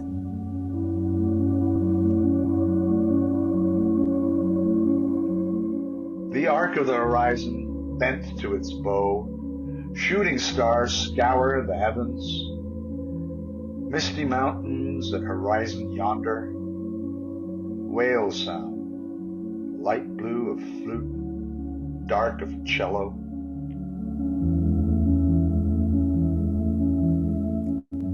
I reach the depths of sound returning to me from where you are, blue, and beyond.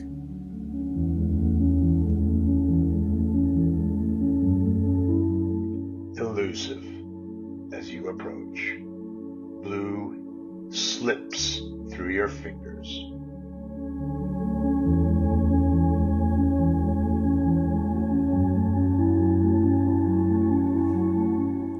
Countless light years span the dark dream space. Here, we meet in each other, or we don't really meet at all.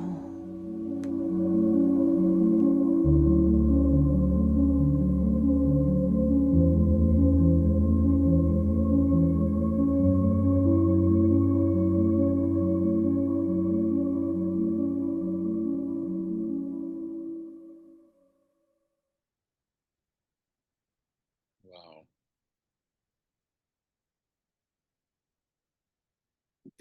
That moved me to emotions beyond wanting to cry. And I felt I was just listening to the yin and yang of two amazing souls. Because your voices are, different levels, but just that was beautiful. Beautiful as I begin to describe it, the words and then the imagery. I mean, I always knew you were a brilliant photographer, but man, you're taking it to a whole different level. And then Brother Neil, you're like Lantern. You're one of those sages that I think one day we'll talk about. That was a brilliant collaboration. Brilliant. Wow. Have I said wow yet? Yeah. Oh, Mona, well done. And yeah, you couldn't have picked a better partner. Like I said, I remember when Marianne, I think one of the first shows she came into and bragging about Neil or talking about this Neil character, and I hadn't heard about him. And then I finally heard him the first time. I was like, okay, that's what you're talking about. Mona, it's so good to see you spread your wings and embrace your poetic side and blending it with your photography. Oh, thank you so much. Give her another hand. That was brilliant. And Neil, you're up next, so stay unmuted and see how you can undo yourself. Yeah, that's gonna be tough. Hard act to follow, and just to take you behind the scenes, that was actually done kind of like in half an hour this morning. So I've seen it done before, but this was something else. So congratulations, Mona. You guys did that a half an hour in this morning? Sort of, yeah. Wow. Sort of, give or take, yeah. Give okay. or take, yeah. Oh, give or take. All right. All right. You go. Wow. Alrighty. So in response to that, I guess, sort of, well, it's a poem I've written before, perhaps recited before. It's called Much More Than Blue. They say the ancients never knew. They say the ancients never knew the color that we now call blue. Perhaps it just remained unseen, hidden between indigo and green. It took the Egyptians to make a dye for blue to first be seen by the human eye. They'd ignored the color of both sea and sky. To this day, we cannot really fathom why. So what did all the scientific studies find? Were our ancestors truly colorblind? To them, blue and green were but the same, till New Orleans gave music a new name. So that is the first, and kind of on the heels of that, three very short ones. All the shades of truth. You who have seen the light of day, clear white light of the morning ray, and looked upon it as some single truth. You were younger then, and in your youth. So much older now, no fear of dark. Most nights pass by without remark. You no longer view the black with dread, just another truth where lies were spread. To pursue what's true, search in between. Look to the gray where the truth was seen. Within the half-truths and the compromise, hidden in the gap where the truth tells lies. And I'm probably going to end on a very funny note, or a tongue-in-cheek note anyway. Said my sinner to the saint in me. Said my sinner to the saint in me. For once I wish you'd set me free. For I yearn to paint this town in red. Blink twice, if you'll let me. Go ahead. Well, your objections I cannot set aside, but it's your dithering that I can't abide. So please shut the door and turn the key, or open this window as wide as can be. But what if our conscience shows up as referee? Hey, we're adults here. Can't we just agree to disagree? Thank you. If you can't tell, I'm blinking profusely right now. I love the fact that you went from the collaboration with Monet into your own blue and green poem and kept that vibe going. That was really cool. Very cool. You're brilliant, my friend. Simple. You know, imagine if we could encourage the corporate world to embrace poetry more, and in what they do and everything that they do. I think Genevieve and the guys from England know Kate, is it Jenningson, I think? She's her doing her part to infuse spoken word poetry performance into corporate endeavors. I wish I had had this one back in my corporate days, climbing the corporate ladder. Maybe I wouldn't have climbed as much as I did. So anyway, Neil, thank you so much, brother. Thank you so much. Brilliant. All right, from brilliance to brilliance. Laura, good to have you back. Thanks for being here this morning. Wonderful to be here. It's another amazing. I don't have words, but I've got some sunshine pieces for Genevieve, who is a sunshine, and that's where I'm going. Let me just. It's hard to stay standing up with all these people. This first piece is called "If You Had Seen It." If you had seen it, my son standing there on the meadow, 15 years old, long and lanky, and so in love with this world. His eyes so clear, taking it all in, the towering dark pungent spruce, the golden singing dandelions, the green green grass, the blue blue sky, the showering sun. If you had seen it, the love in his eyes, the love in this world, would you have fallen in love too?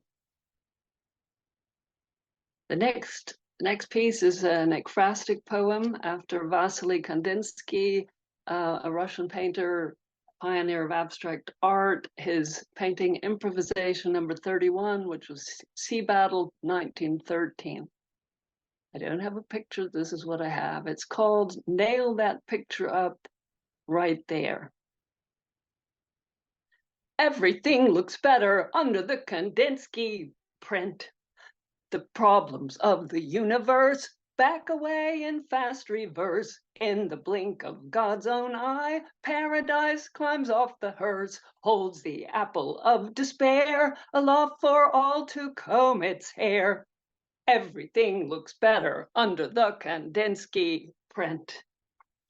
Your hair, my eyes, the ladder, mud pies, bring that problem over here. Hold it up. Just right there, a little to the left. Nail it. The golden highlights the city's gaze. What a transformation of our days. Oh, everything looks better under the Kandinsky print. When the chicken sighs, the feathers rise, the omelet aches to be a prize. When the oxen tries, those belly cries, oh, forget mad pies, those worldly ties, the fight, the loss of jobs, and those thighs. The troubles of the universe sink away beneath the earth. In the clink of one key's turn, paradise climbs off the hearse, mounts the saddle of despair, gallops round for dire repair. Everything looks better under the Kandinsky print. Watch the boil of your fevered woes dissolve in soap and freckled toes. Hold that there, a little to the left. See how everything needs a shelf? The tattered deed, the purpled screed. Under the Kandinsky, everything is seen. The truth, in sooth, was Shakespeare's mean, but lacking a Kandinsky, he could not scream, could not see the butterfly lick the stigma of the rose. Oh, everything is better when crystallized and fertilized by the allegoried raw surprise, alchemy of sea and foam and ship that shine and fly in the briny rip. Everything looks better under the Kandinsky print. Your dare, my lies, the chatter, gray skies, bring that problem over here, hold it up just right there, a little to the right. Nail it. The emboldened highlights the city's scape. What a transformation of our gaze. Everything looks better under the Kandinsky print.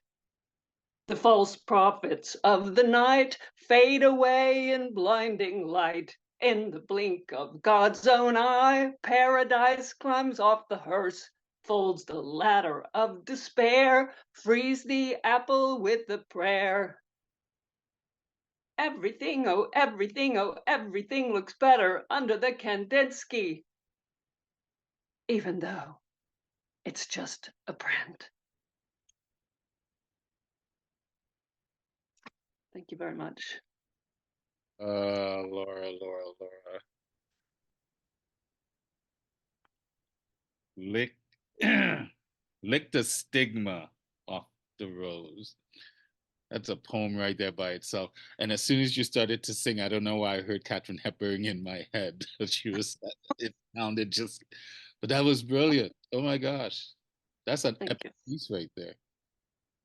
Brilliant. Perfect for Genevieve.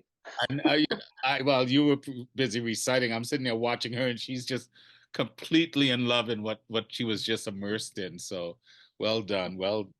And oh, that just fills me with joy. And yeah, and you're going from memory on that? No. I say it at night sometimes asleep while I'm trying to go to sleep, but no, I've got the paper because okay. With my years comes stress with memorization. Gotcha. It looked like you were doing it off the top of your noggin, so well done, because you read it really well then. You know, if Dr. Seuss was still alive, I think he would go to bed listening to you as you rhyme. So I really enjoyed that. Thank you so much. Thank you so much. Thank you. From brilliance to brilliance, the velvet voice. I affectionately and lovingly call him the professor as a teacher, but another brilliant poet that I love.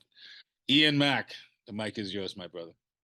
Thanks. Yeah, you mentioned Katharine Hepburn, and now I can't get that image out of my head. Thanks. So every time I hear Laura, I'll think of Katharine Hepburn now. Right, okay. I got 3 for you today. The first one is most recent. Recently watched Ken Burns' recent documentary. It was on TV the other week on the American buffalo, which I think is, if you've ever seen any Ken Burns documentary, you know it has a distinct style and always learn something really profound from that. Amazing how he manages to research and get it all together. It always amazes me. So this one's called Big Medicine. Take only what you need. Leave the earth time to renew itself. Take in a new energy to revitalize and replenish the stock that you have taken. That was the lesson that Native Americans taught us. Shut up. Sorry.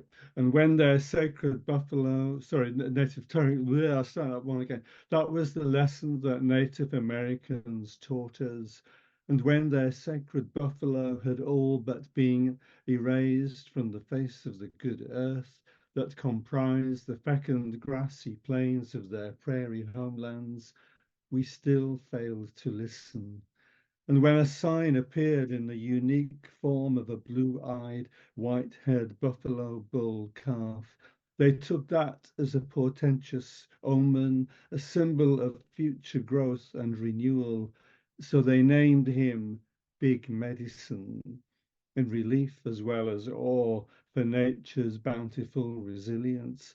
And the herds, depleted almost to extinction, did indeed begin to increase in number, with the help of those who finally had taken the lesson well to heart, had seen the error of their ways, had put good intentions into practice. Now, in these latter days of climate change, the ravages of war and wanton greed, now, once again, we surely are in search of another sign to show us the way back to our roots, embedded in this one good earth that is our lot. Indeed, it is a certain fact. We are once again in need of big medicine. Nice, first one. So this one is an old one. So what I think of as a post-pandemic poem. The plains are back. The plains are back again. I see their trails crossing the sky like migratory birds that instinctively cannot resist returning home to roost, visiting their favorite watering holes. They're especially visible on those bright, clear days where the pristine blue background offers up a canvas to receive their delicate brush strokes. It's as if they had never gone away at all, just lying there in wait, hiding below the rim of the horizon with all our lurking fears put aside, eager to find a new normal, a new way to handle this new reality, looking down the barrel of uncertain days. But now they have returned, if anything, bigger, though not better than before. But that may just be my rewired sense of perception, shocked into seeing the world in a different light than what I had been used to seeing before they disappeared, only to return once more. And finally, this one's called Inside the Sensory Garden at Arden Park, Mintlaw. This was when I was up in Scotland, in Aberdeenshire last summer. Sitting at peace, at one with the world with all its flaws, traps and blind alleys, only the constant swish and swirl of high summer breezes to bend and push the leaves and tendrils in a tender, teasing motion. All of those bothersome thoughts, like whirling angry wasps, banished. You are free to clear your head and let the healing flow into those vacated spaces in words that emanate from that hidden source that feeds the clear rippling stream of your mind in motion. Now you can let go of the world and find your peace, hovering above the angry seas of disillusion. Thank you. That's me.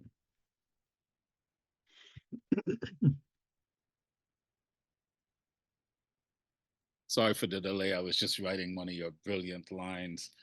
Clear rippling streams of your mind. But as you started reading it, and I think it was the first poem, I was sitting here feeling like we're back in during World War II in the 40s, and we could hear the bombers overhead trying to blitz the hell out of England. And we're sitting in a bomb shelter, surrounding you, listening to you read your poetry and giving us hope that there will be a brighter day tomorrow. And then I heard the line, looking down the barrel of uncertain days. You're brilliant. You know how I feel about your work. You're brilliant, Ian. I always feel so well, what's the word I'm looking for? About shy and the kind of odd when you say that. Dr. Raw, should I say? Well, I appreciate you saying Thanks. you could take it, my friend. Your words, but the way you speak them and just your presence mesmerizes. And that was the imagery that came. And then I heard that line, and I was like, that's just bang on, bang on. Thank you. Yeah, I get it. When you praise me too, I don't always take it well. You know, we all have our challenges with worthiness. Trust me. Yeah, apologies for my phone interrupting me rudely as well. It's okay. It's all good. We do live shows, man. We're not taping it for perfection. We want it raw the way it is. This is life. So this is one of the reasons I love doing this, and I don't edit. This is what you see is what you get. So anyway, thank you so much, Ian. Thank you, thank you. That was just a brilliant imagery that I got, and just listening to your words, it soothes us and it gives us hope that there is a better day tomorrow, right? We will see our way through the uncertain days. So, all right, from brilliance to brilliance. This brilliant poet, she's back home in England, but doesn't matter what part of the world she's in, she's always going to put us in a state where we feel good just to be alive. Leslie, the mic is. Thank you. What an honor to follow Ian, and an honor to be here. It's lovely. So I'm going to read two, and here they are. Interesting, Neil reading the poem about blue, because I had prepared to read this one about green. How wonderful. This one's called Purity of Form. Green seen behind the eyes travels, stops to visit you, midway stop, midway, visits you, finishes the journey you ponder, not lost on you the significance of form it takes. Blue next, moving to purple, the dark rich, and at that moment you cry out. And you cry out in the moment it is gone, knowing the planetary return, the orbs and rotations, seductive, the simplicity of belief, visible in form visits, visible in essence, but too fast or deep to track unseen, yet known on the level of the deep, deep home that starts below the spine, where the tail was twining round to hold and twining down to root itself in anything other than the ephemeral, anything other than the idea that house only holds if your feet touched sand or dirt, bedrock, the level mid-world, the connective spheres, how far to touch the feel, the hum, knowing, seeking, wanting as color green, knowing green is only the idea of color, given a name, nameless it remains. And only if you say it out loud, your mind shouting to you will show itself to you in pure form, fusion, the level mid-world, the connective spirit, spheres, the level, how far to touch the feel, visible, that is not simple, the simplicity. And the second and last one is called The Remembrance of Matter. And this is, for me, a remembrance of my life as a modern dancer. The morning arrives and you know that, and you know that you must continue the thread and spin, unwinding the night still inside you. Those heated moments in the rooms with others, passing through the doorways, walking the long corridors, the dizzying heights from the top, looking down and down, the unending stairs, the landings that shift like Escher, passageways out unclear. There you, your body, still in its bed and working all night to understand. You know that it doesn't matter that you understand or not, as you know where you are, and you know who you are all the while at any moment, and you can spin. You were born to it. The foot, your foot that touches down in the dream, or when you wake, knows the ground, steady and sure from the anchor of this, your base on earth connecting you down and down, an anchor unseen, but that surely leaches into soil and travels down, down as root system, energetic underpinnings of light, life force, energy, that the foot can lift you up and up, on point, hovering so between the worlds, deep beneath and sky above, it will support you, and you know how the rest goes. that you can begin the dance. Your small frame will hold each moment. In each moment that you hear the music, in each movement as you hear the music, it would be Bach welling up from inside, the inner sound, the remembered sound from muscle memory compelling you to a light, freed now from human form. And it is spirit that will guide you, laughing with you in the riotous joy of release, movement freed into the world, and you on the stage, your body, your human form, co-joined with music, the downbeat, the whisper of stars in the darkened sky, the slow pulse of stars in each revolution that beats the time, the backdrop, and you in the spotlight know in this moment while moving that you are made up of matter, the stars, the earth from where you came, and as star with earth on its axis, that as you dance, you are eternal. Thanks. It would be Leslie welling up in you. Walked out and put Leslie. That's what it is. You well up in people, and we can't help but let it out. Like Genevieve just said, from elegance to elegance. Well done, Leslie. Just love. Thank you. I love that line. I'm gonna have to do some of that. It would be Leslie welling up in you. You're just welling up, wanting to come to the surface. Thank you. See, this is why I saved the village elders for last. And when I say elders, it's with the greatest respect. So here's another one. Henry, master storyteller, archives of our history, dazzle us, not just a poet, fantastic painter, husband, father, human being, great conversationalist. I love our conversations. Anyway, brother. Yeah, we were bumping heads the other day like two rams on a mountain. But it was fun. Much love and respect. I love it. Oh, yeah. I think when elk, rams, deer, they do that, you know, we're looking at, they're trying to joust for the female, but I think animals play. They enjoy themselves. Yeah, we were definitely playing for sure. Yeah. And I've enjoyed today. It's morning here, and I woke up a little later than I usually do at 7. But I've enjoyed Genevieve. I've enjoyed all these new poets and their words, and just so much. And I'm glad I said, okay, get your coffee and just go be there. I really am. Today, I want to share with you a poem I stumbled across, and then I reached out to a local publication. I was approached by a woman that I knew as a doll maker, but she had started this foundation. Her name was Selena Deary Awule. And she started the Beji Foundation in Chicago and said, hey, brother, I want you to write a poem about Thea Bowman. And I was like, who is that?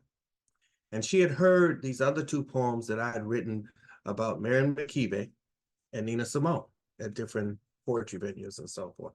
And she said, oh, no. We're having the Beji Festival, and I want you to write a poem about Thea Bowman. And I was like, who is that?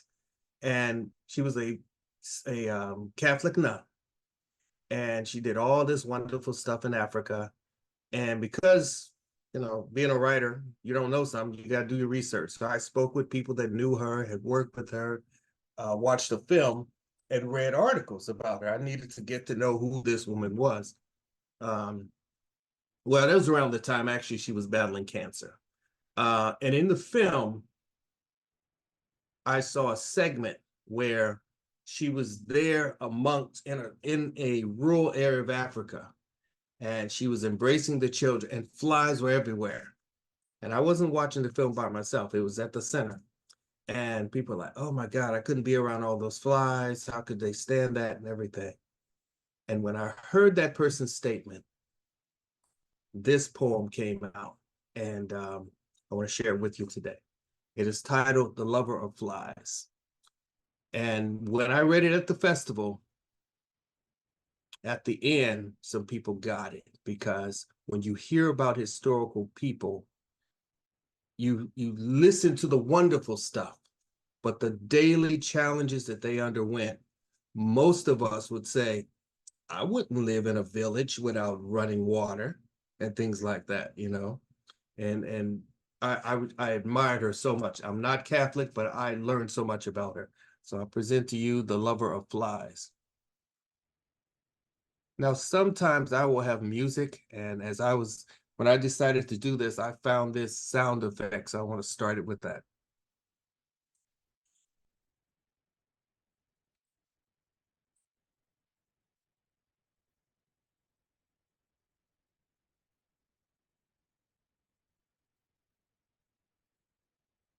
The Lover of Flies. We are flies.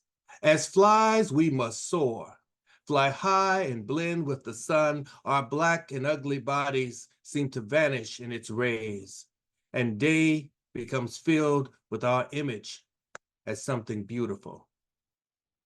There came various sorts of flies.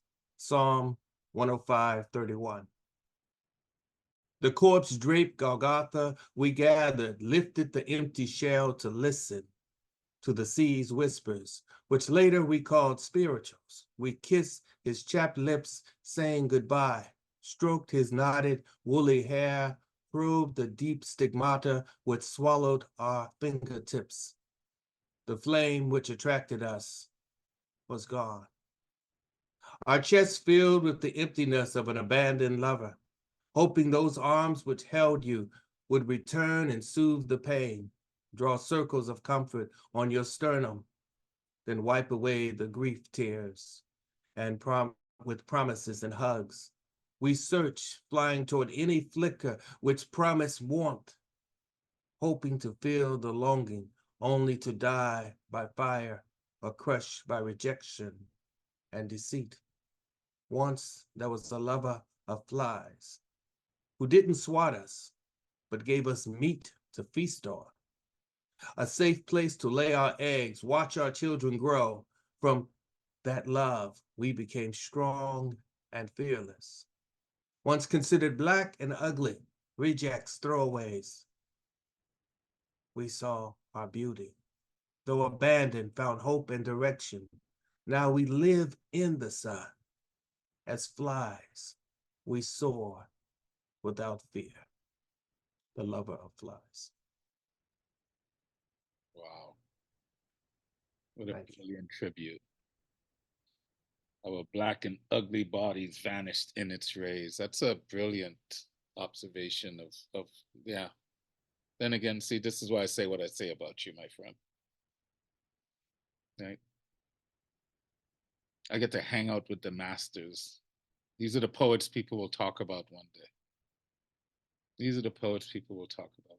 That's a brilliant tribute, Henry. You have such an amazing spirit and soul. That's why I say I enjoy.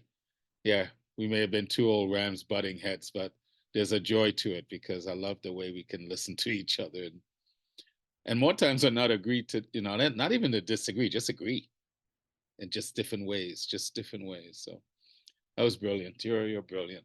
Thank you so much. From brilliance into steel, Genevieve, from elegance to elegance. Yeah, this last poet had to leave the island to move back to the big, bad, cold city of Toronto. So I can only imagine what's going to come from this experience and how her writing is just going to soar to new heights because of this. Anyway, you all know her and you love her. Marianne, the mic is yours. Thank you so much, Raul. Thank you, poet friends. What an absolutely exquisite morning.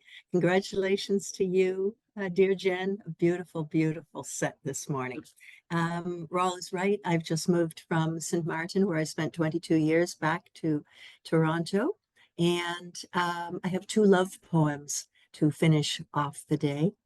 The first of them arose when I went on a riverside walk with my new upper elementary Montessori class, and I came back with this: the generosity of death.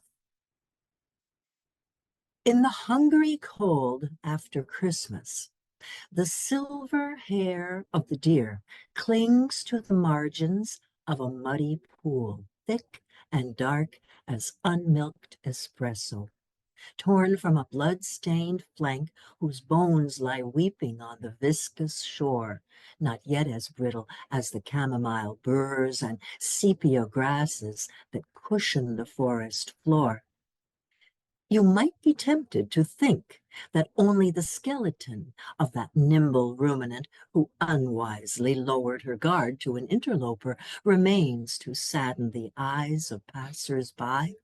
But I have seen the woods are rich with the generosity of death. For the sated coyotes still leave their grateful footprints in the matted snow. Fat ravens and crows circle contentedly, and if you raise a stick to prod a little, you will see mice have found a warm cul-de-sac, while unnamed microscopia swarm their newest premises. In an unquestioned circle of life, in which there is nothing to guard or protect for another day that will not come, so it also must be for you and me. When your body returns to its original soil, know that I will celebrate your memory the way comets celebrate the winter sky, to nourish minds and hearts beyond our simple quotidian paths and soar above the forest with the durable kindness of summer eagles and the bountiful knowledge of that ever beneficent white-tailed deer. And as I'm sitting here today, I guess in what we could think of as the Zomkonto chair, always the last reader, I absolutely have to offer this to all of you, my poet friends, and especially to my dear, dear birthday twin, Genevieve Ray. This poem is called Storytellers. You did not ask for the shoulders of the elephant to bear the weight of pitiless centuries. You did not seek to rise above the plains like the giraffe that knows what only clouds may know. You did not consent to the hide of the sequoia to withstand stinging salt, cringing heat, torments of insects and unbridled fire. You did not beg for the heart of the lion to lead where none will follow. You did not petition for a throat to open wide as the pouch of a pelican, nor a voice to ring from it more crisply than 1,000 copper bells. You did not invite those hands that hold the pen that cannot back down from the righteous rhyme. You are every ancient curse, and by them, and by you, my dear, dear friend, we are blessed. Thank you so much for all, Jen, poet friends, for a lovely day. Every ancient curse. Oh my gosh. I heard the first one before and the same lines resonate. I see the woods are filled with the generosity of death. Again, that just struck me. Write a poem about it. This is just brilliant. An unquestioned cycle of life. Like I said, can only imagine this next chapter in your life, what it's going to yield from a poetic standpoint. Right. And I know you had to leave the island, but you look at you look radiant, you're smiling, you're beaming. So, hey, roll with it. Well done. Thank you for honoring the last chair. It's not Zomkonto's chair, it's your chair now. Well, whoever wants to be there, but I appreciate it. And then it's a great tribute to Zomkonto because he is a closer. That's one of the reasons we love him. He's a closer. He knows how to close the show. So anyway, ladies and gentlemen, that's the last of our poets for today. What an amazing show. We had beyond a theatrical performance, we had a gift of life, a mother nature of storms, of words, and a theatrical performance. My great friend Genevieve, thank you so much for honoring us. Thank you so much for being the first of 2024 into launching the new season for the Inspired Poetry Corner. You went beyond expectations. You took us soaring on a magical journey today. And to all the support poets that came out today. Today we had Alexandra, excuse me, had a new poet, Ramazani, Benevino, Charles, Isaac, Lanton, Principe, Mona, Neil, Laura, Ian, Leslie, Henry, and Marianne. It is an honor for me to bring this to you. There's no inspired poetry without you, without the poets, without the storytellers. And as crazy as life may seem right now, it's still a blessed life. And it's together we get to experience the good, the bad, the ugly, and the beautiful. So I'm not going to get winded because we have a long year of other shows, and I'm sure I'll say other things, but I will leave you with this poem. It's called, excuse me, The Examination of This Privileged Life. Time does not examine time, for tomorrow matters only if today exists, and yesterday by design is left behind. With no remorse, time waits for no one in this continuum, in the void of space.